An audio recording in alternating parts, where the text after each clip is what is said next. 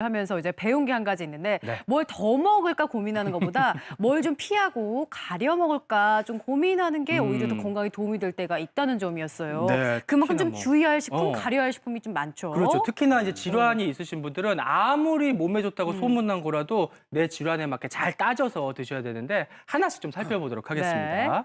자, 먼저 당뇨병이 있으신 분은요. 감자를 조심해야 된다고요? 감자는 그냥 반찬으로 자주 먹는데. 어제도 먹었는데. 그렇죠. 감자는 국이나 찌개, 조림, 과자 등 우리 식생활에서 자주 다양하게 사용되는 식재료입니다. 이러한 감자는 먹으면 포만감을 주고요. 그리고 필수 아미노산과 칼륨, 칼슘 등의 영양소가 풍부한 건강한 식품 재료입니다. 그런데 감자는 혈당 지수가 70 이상으로 감자를 먹으면 혈당이 빠르게 올라가므로 당뇨 환자들은 감자를 먹는데 주의를 하셔야 됩니다. 그 근거를 한번 찾아보니까요. 네. 이제 2016년 미국 당뇨학회지에 나온 결과가 있는데요.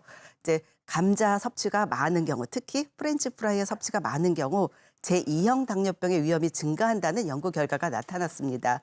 따라서 제2형 당뇨병의 위험이 있는 경우는 이제 감자의 섭취를 좀 주의해야 될 필요가 있습니다. 그렇군요. 감자는 사실 이렇게 달지는 않아가지고 방심하고 많이 먹었는데 당뇨병 있는 분들은 좀 주의해서 피해야겠다 싶고요. 그야말로 많은 분들이 앓고 있는 질환이 당뇨병인 만큼 당뇨병 식단에 대한 오해와 진실 한번 풀어보도록 할게요. 자, 첫 번째부터 한번 볼까요? 오해와 진실 첫 번째는요. 당뇨병에 설탕보다 꿀을 사용하는 것이 더 좋다. 맞을까요? 틀릴까요? 김덕현 씨. 네, 요 문제는 저는 옵니다. 네. 어. 꿀이 왜냐면요, 이 설탕이 몸에 안 좋지 않습니까? 그래서 꿀을 많이 사용하기 때문에 저는 확실하게 오라고 생각합니다. 아니, 이 문제는 저를 좀 과소평가하는 것 같아요. 너무 쉬웠나요? 너무 자신 있어 하시는데. 송 교수님. 네, 너무 자신 있어 하셨는데요. 그런데 정답은 아쉽게도 X입니다. 아니구나. 의외네. 왜냐하면은요, 네. 전부 다 틀린 거는 아니에요. 네, 그런데 네, 제가 네. 왜 X를 들었냐 하면 꿀은 과당이 주성분으로 설탕과는 조금 다른 성분을 가지고 있고요. 그리고 비타민과 항산화 물질이 있어서 있고요. 그리고 이제 먹은 다음에 식후 2시간 후에 혈당을 보면 설탕보다 조금 혈당이 낮게 되는 것도 있습니다. 그렇지만 그렇다고 당뇨 환자가 많이 드시면 안 되는데요. 왜냐하면 이 꿀도 단순당으로 이루어졌고 열량이 많으니까 당뇨 환자는 꿀의 섭취를 주의해야 된다는 것입니다. 그래서 당뇨 환자가 꿀이 좋다라는 건 아니고요. 더군다나 꿀뿐만 아니라 우리가 이제 뭐 매실청이나 이렇게 이제 맞아요. 과일청 아니면은 시럽 뭐 물엿 이런 것들 단순당으로 이루어진 것은 같이 주의해 주셔야 합니다. 그러니까 이건 설탕이 아니니까 괜찮겠지 하고 팍팍 쳤는데 좀 너무 많이 쓰면 안 될 것 같다는 생각이 그래요. 들고요. 당뇨병 식단에 대한 오해와 진실, 그다음 문제 이어서 풀어볼까요? 토마토는 당뇨병 증상 완화에 좋아서 마음껏 먹어도 된다. 김덕현 씨. 요 문제는 제가 상당히 이렇게 고민이 좀 되는데요. 네.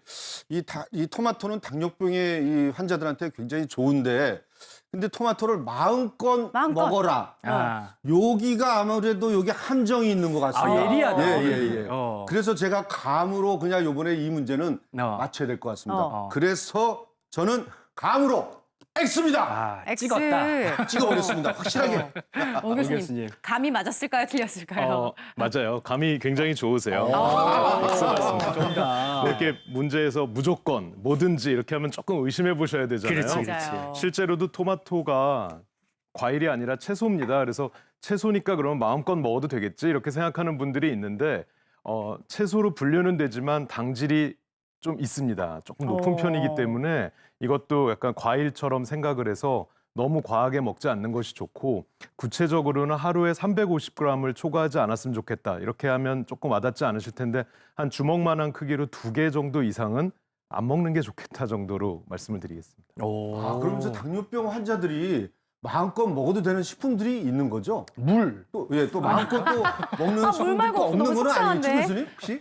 그럼요, 있죠. 네. 사실은 대한당뇨병 학회에서 식품영양학회 그 전문가들끼리 모여서 이런 음식은 좀 당뇨 환자를 위해서 이런 음식들을 좀 허용하고 이런 음식들을 장려했으면 하는 어떤 식품 교환표를 만들었습니다. 그래요? 이런 교환표에 의하면 한 번에 먹는 1회 분량이 20kcal 정도, 이런 종류를 당질이 5g 정도 미만인 식품들을 마음껏 섭취해도 된다라고 좀 규정을 하고 있는데 네. 그런 것들이 이제 구체적으로는 뭐 푸른잎 채소에서는 배추나 숙주, 아욱 같은 것들이 있고 해조류 중에서는 우리가 잘 아는 김, 미역, 다시마 또는 뭐 버섯, 곤약 같은 것들이 비교적 곤약. 안전하게 많이 버섯. 섭취해도 괜찮은 것으로 돼 있습니다.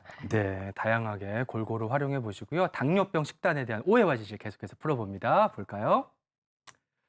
당뇨병 환자에게 쌀밥은 나쁘고 보리밥은 좋다. 어떻게 생각하세요? 이거는 너무 상식적인 문제인 것 같습니다. 상식이에요? 네네. 네. 이거는 뭐 초등학생들도 다 아는 문제인 것 같아가지고 네. 저는 정확하게 오. 네, 맞습니다. 자신 있게 네. 오 들어주셨어요. 확실합니다. 네. 어. 네, 정답을 정확하게 말씀드리자면 세모입니다. 세모. 네. 애매한데? 예, 왜냐하면 반은 맞고 반은 틀리다는 건데요. 네, 네. 이제 왜냐하면 쌀밥은 전분으로 구성되어 있어서 혈당을 급격히 상승시킵니다. 반면에 보리밥은 베타글루칸이라는 식이섬유가 있어서 이제 혈당을 서서히 올리고요. 그리고 이제 단백질이나 식이섬유가 있어서 포만감을 주므로 이제 당뇨병 환자에게 좋습니다. 여기까지는 맞는데요. 네. 그런데 보리밥 같은 잡곡밥도 역시 혈당을 높이니까 많이 드시면 안 되고요. 더군다나 당뇨가 있으면서 이제 소화가 잘 안 되는 분이라든가 아니면은 신장이나 심장 기능이 나빠서 혈중에 칼륨 농도가 높거나 또는 혈액의 암모니아 농도가 높은 분들은 잡곡밥 대신에 쌀밥을 양을 조금 줄여서 드시는 것이 좋습니다. 그렇군요. 당뇨병 식단에 대한 오해와 진실을 풀어봤는데요. 네. 실제로 교수님께서 진료실에 있으시면서 당뇨병 식단 관련해서 가장 많이 받으시는 질문은 또 어떤 걸지 궁금하거든요. 떡 먹어도 돼요? 뭐 이런 거 아니에요? 이미 이제 네. 방송이 많이 나와서요. 네. 떡이나 뭐 네. 국수 이런 거는 본인들도 이제 피해야 된다는 거 잘 알고 있는데 그렇죠. 저한테 꽤 많이 들어오는 이제 질문은 고기를 그러면 끊고 고기를? 채소만 먹어야 되느냐 이렇게 고기 물어보세요. 끊고. 그래서 이건 아주 단호하게 제가 말씀을 드립니다. 네. 아닙니다. 그렇지 않고요. 아니에요. 2021년에도 그 대한당뇨병학회에서도 이런 얘기를 한 적이 있습니다. 양질의 단백질을 당뇨 환자일수록 더더욱 양질의 단백질을 섭취해야 될 필요가 있다라고 규정을 하고 있고요.